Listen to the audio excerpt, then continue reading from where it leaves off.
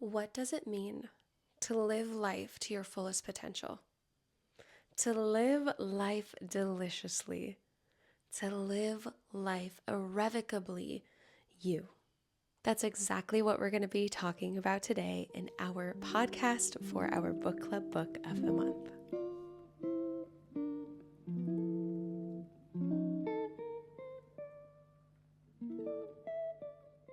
Welcome back to the Self-Love Archives podcast. I am your host, Julia Salvia, also known as your self-love bestie.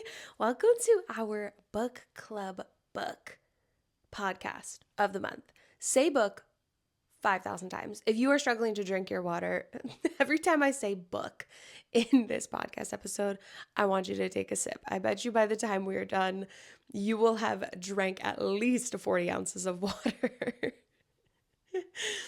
Our book for the month of February was Women Living Deliciously by Florence Given. And this was such a wonderful book. There's almost too much in here that I cannot retain all of the juicy, good information that is in it. I felt like I needed to read this book with a notebook by my side. And I am sorry to say, I have still not gotten the courage to actually read my books and highlight the inside of them, which I really, really should. But this book is all about how, as women, our history, femininity, like how all of these things, we are pulled in so many different directions, and we are not living life to our fullest potential because of all of these directions that we're being pulled in. This book is all about falling in love with yourself, which is exactly what our theme is for February. I sort of planned that, but not really. It just kind of worked out that way. It's been working out that way for all of our book club books. It's very exciting for me. This book is asking us to fall in love with ourselves, to rediscover the wonder and the awe of literally existing. But we need to let go of the perfection and the shame and the self-objectification that is just piled on top of this wonder and awe, which leads us to loving ourselves. The author, Florence Given, she is such an inspiration. If you've ever seen any of her social media posts, like she just like grabs you and reels you in and puts you in your place, like in the best way possible, and says, why are you not loving yourself? Why are you not doing the things that you want to do, wearing the things that you want to wear, going to the places you want to go to? Why are you not being fully and irrevocably you? And this book is going to take you through 3 different ways to actually get there. Because first, before we can live in all of this wonder and awe, we need to actually excavate all of the things that are causing us to not be able to live in all this wonder and awe. Where is our self-love? It is buried. It is buried under all of this self-objectification, shame, perfectionism, patriarchy. Like, it is buried. So how do we get all of that? What shovel do we grab? How do we dig it out? Is there a special process? How do we get to our self-love? It's by digging deep. Something that I talk about all the time with my self-love card deck, the Love Yourself More card deck, it asks you to go deeper with yourself, because the more you know yourself, the more you can love yourself more. So I feel like this was a just different way of looking at self-love, but still the same idea of needing to dig deep down to actually get there, to see what there is to love about ourselves. So simply put, we are excavating all of these things that are blocking us from actually getting to our self-love. And we are unlearning any conditioning that we have been fed, shared throughout our lives as women. Then we are planting. We are planting our core values. We are planting the things that we love. We are planting all of the goodness. That includes choosing new standards, setting boundaries. That includes doing the things that we need to do for us. And then we get to blooming. We are embodying this self-love. We are embodying who we are and existing in the world without an apology. On Sunday, March 8th, we are actually going to be talking a little bit more about the history behind women. Basically, Florence Given's excavating process and all of the things that we've had to go through to unlearn, to let go of shame.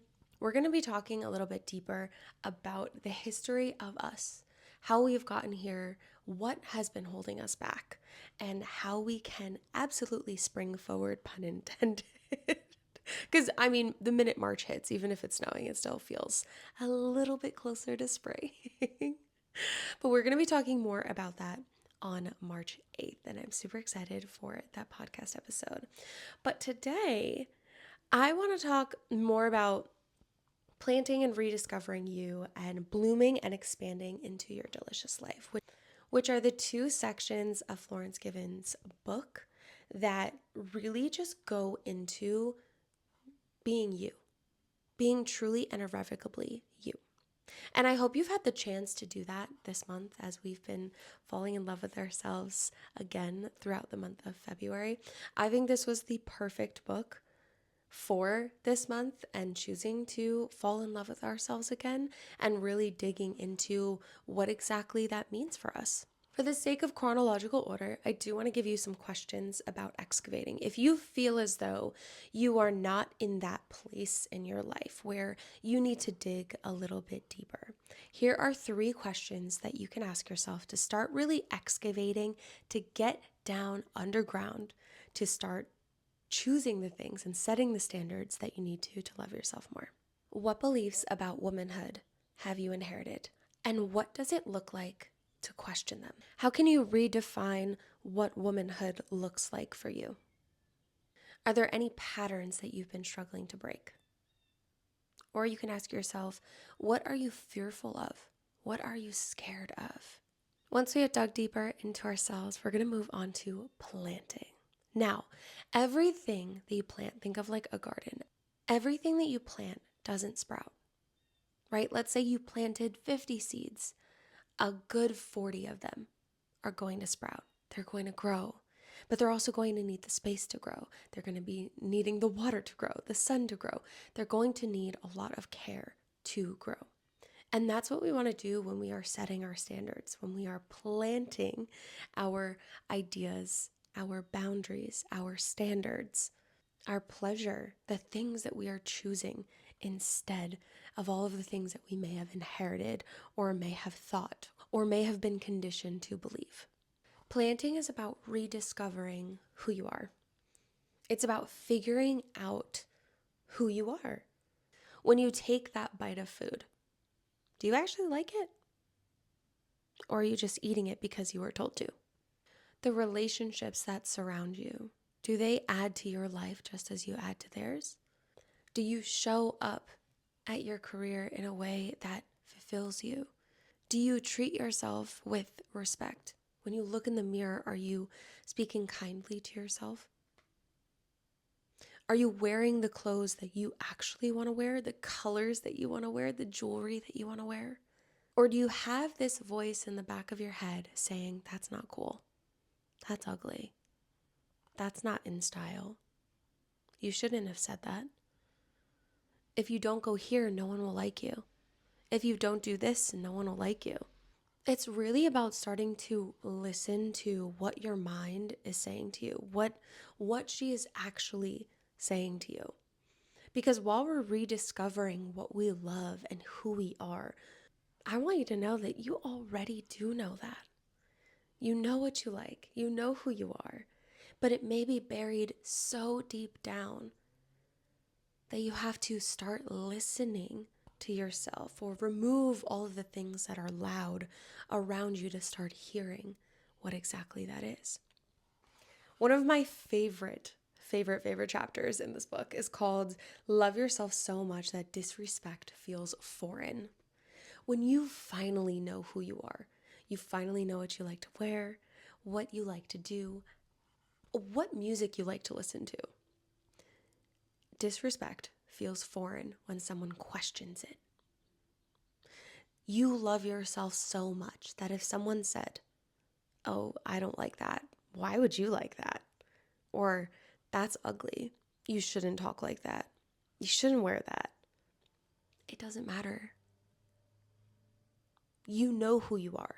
You know what you like. So much so that anyone questioning it and making you feel bad about it is fully disrespecting you. And you won't stand for that anymore.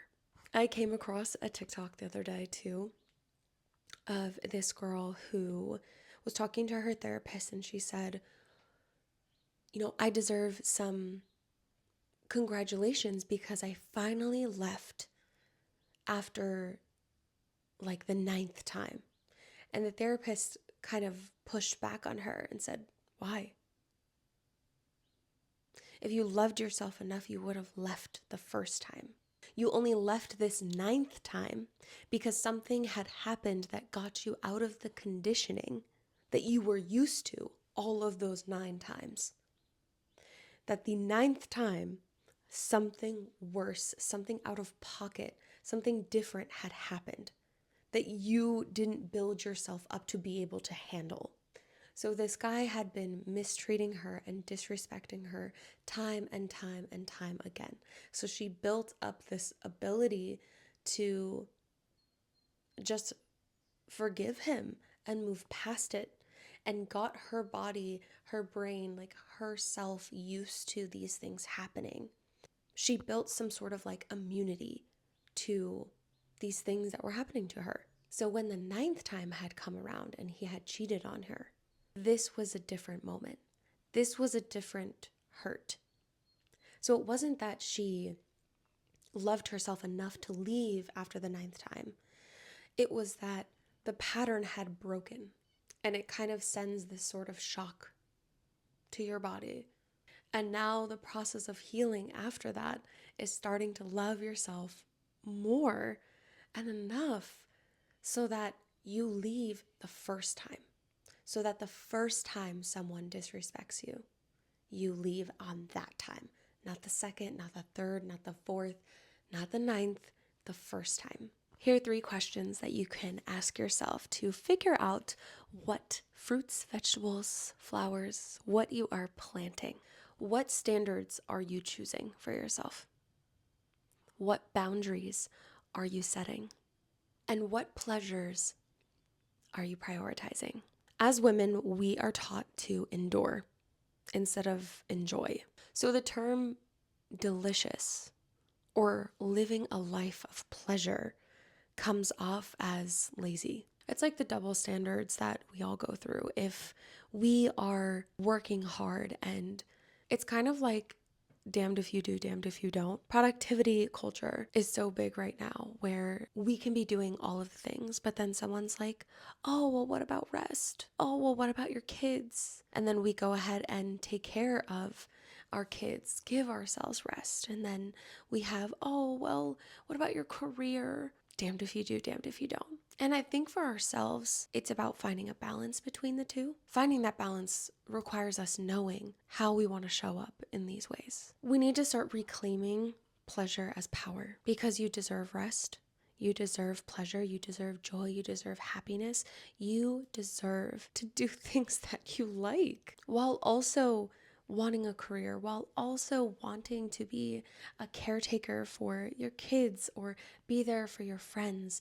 You should be able to have it all. But I think one of the ways that we're struggling to do that is that we are hyper fixating on one or more of those things all at the same time because of the chitter chatter from all of these people in our heads about what women should be doing, how women should be acting. When we bloom and expand into our delicious life, this is the embodiment of self-love. This is not shrinking ourselves for the sake of making others comfortable. This is living with irrevocable confidence in who we are. This is living a life of gratitude. This is honoring our beautiful ideas by executing them. This is slowing down and paying attention to the world around us. So what does it mean to be too much and then to decide to not shrink? What does it look like to live visibly for the whole world to see in your truest self, in your fullness, in your self-love? What does that look like? What is a life, if not lived, to its fullest? What does your life look like if you decide to not live fully in your power, love yourself more, and be irrevocably you? This is a sad life. All of the things that you want, all of the things that you are, all of the things that you want to get out of this life, you deserve that. But in order to get there, you have to live completely and utterly, truthfully, you. There is so much in this world that is holding us back as women. There are so many things that people have to say. There are so many expectations that people have for us. Don't let it be you. Don't let it be you that holds you back or sets this unrealistic expectation of these things that only a robot could do. Don't back yourself into a corner or shrink yourself or tell yourself that you are not capable or tell yourself that you don't deserve rest. You deserve a life that is joyful, that is delicious, that is full of love. The only way that you are going to be able to do that is if you make the decision today to do exactly that. Before this episode comes to a close, I want to read you one of my favorite parts of this book, and it's actually at the very end. So if you don't want me to spoil it, but it's really good. Your body is a beautiful vessel that exists for your soul to experience life. It is a conduit, a gift, a medium for self-expression. Just as the paintbrushes are tools for painting, our bodies are the mediums through which we express ourselves and experience life. Our bodies are not here to be desirable. They are here to help us express ourselves and live. The tricks our minds play on us, convincing us that we are not good enough, are our thoughts.